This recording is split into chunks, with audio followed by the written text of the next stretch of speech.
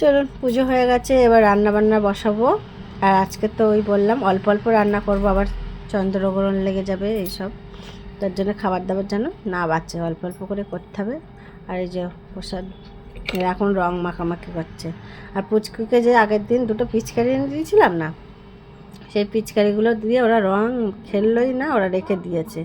আর দিদি গেছিলো আইডিতে, ও বিড়াল আশ্রয় নিয়েছিল বলে ইঞ্জেকশন দিতে গেছিলো, ও এলো ইঞ্জেকশন দিয়ে আর আমাকে এখন রং মাখাচ্ছে।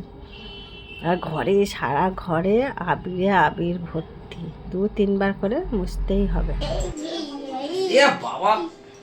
একটু তো ভালো করে দে।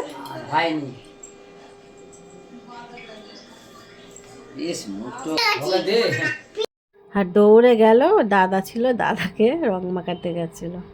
এই যে আজকে রান্না বিট গাজর ভাজা করেছি, নিরামিষ বেগুন ভাজা করেছি দুপুরে, আর আলু পোস্ত ফুলকপি দিয়ে তরকারি করেছি।